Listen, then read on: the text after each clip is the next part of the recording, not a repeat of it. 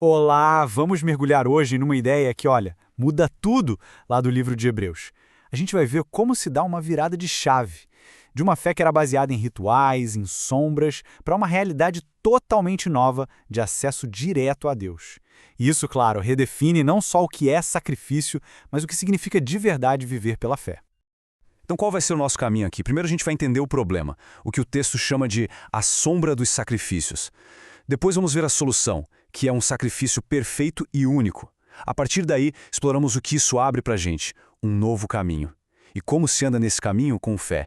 E por fim, vamos ver exemplos práticos de gente que viveu assim, na chamada Galeria dos Heróis. Bom, para entender a solução, a gente precisa primeiro entender o problema, né? O antigo sistema de sacrifícios era uma prática constante, mas tinha um paradoxo.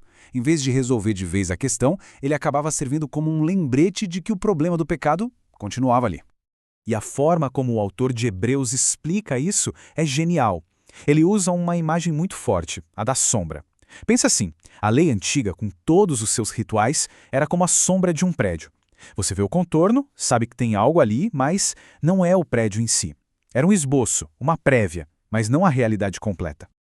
E aqui a gente vê os detalhes desse problema. Os sacrifícios precisavam ser repetidos sem parar, ano após ano. Isso mostrava que eles não resolviam a questão na raiz. Na verdade, eles funcionavam como uma recordação anual dos pecados. Era um ciclo que nunca trazia uma paz definitiva, nunca conseguia aperfeiçoar de verdade a consciência de quem participava.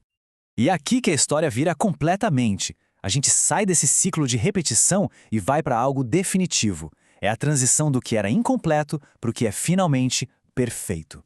O contraste é gritante. Pensa nos milhares, talvez milhões de animais sacrificados ao longo dos séculos. E o texto contrapõe tudo isso com a ideia de um único ato, um sacrifício oferecido uma vez por todas. Esse número, o 1, é a chave de tudo. É a ruptura total com o sistema antigo. E aqui está a afirmação central, o coração da ideia. Com um único sacrifício, foi feito o que incontáveis outros não conseguiram: trazer uma perfeição permanente. Note a palavra para sempre. Não é mais um conserto temporário, mas um estado de perfeição conquistado de uma vez por todas. Ok, um sacrifício perfeito. Legal. Mas e aí? O que isso muda no dia a dia? A primeira grande consequência é algo revolucionário. Um nível de acesso a Deus que antes era impensável. Antes, o acesso era super restrito, cheio de intermediários, rituais, era complicado. Agora, o texto diz que esse sacrifício rasgou o véu simbólico que separava as pessoas de Deus. Ele abriu um novo e vivo caminho, acesso direto, sem barreiras, com total confiança. E isso não fica só na teoria, claro. O texto já emenda com, então, como a gente vive isso. E dá orientações bem práticas. Se aproximar de Deus com confiança, se apegar firme na esperança que a gente professa, incentivar uns aos outros em amor e, algo crucial, não deixar de se reunir como comunidade. A fé é vivida tanto na relação com Deus quanto na relação uns com os outros. E para viver tudo isso, para de fato entrar nesse novo caminho, a gente precisa de uma coisa fundamental que o autor vai chamar de fé. É ela que conecta o sacrifício perfeito com a nossa vida prática. Essa é talvez uma das definições mais famosas e potentes sobre fé. Veja que não é um desejo vago, um tomara que aconteça. A fé é descrita com palavras fortes: certeza, prova, convicção. É ter a garantia das realidades que a gente ainda não pegou com as mãos e a evidência de coisas que são, por natureza, invisíveis. É uma definição incrível, né? Mas, convenhamos, um pouco abstrata. Como é que isso funciona na prática, no mundo real?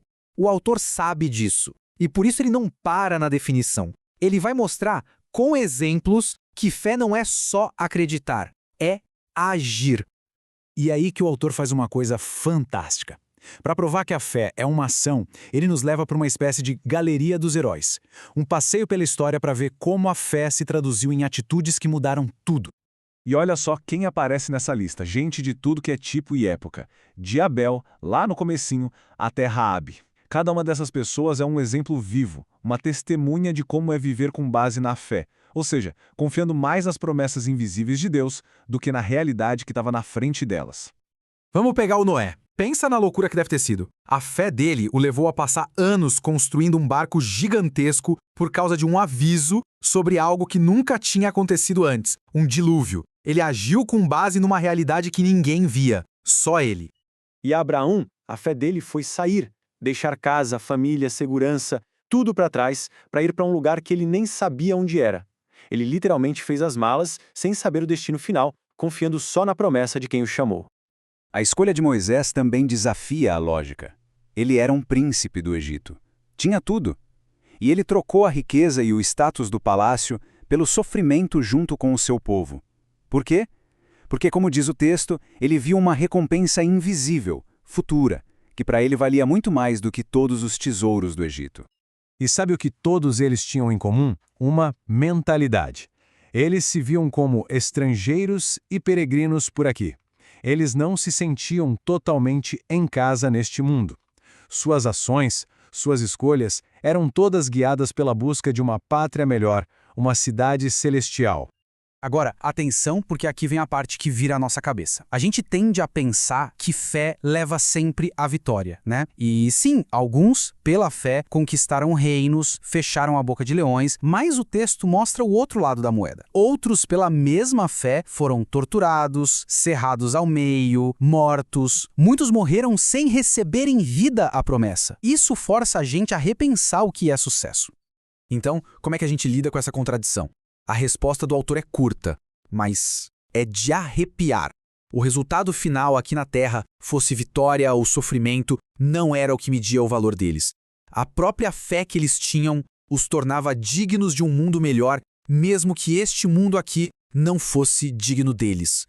E toda essa jornada, da sombra à realidade, do sacrifício repetido ao sacrifício único, da fé como ideia à fé como ação, tudo isso nos deixa de frente com a pergunta. Uma pergunta bem direta para nós, hoje. Se aquelas pessoas que viam a promessa tão de longe agiram de forma tão radical, qual é a pátria que nós estamos buscando? O que é que de fato está guiando as nossas escolhas?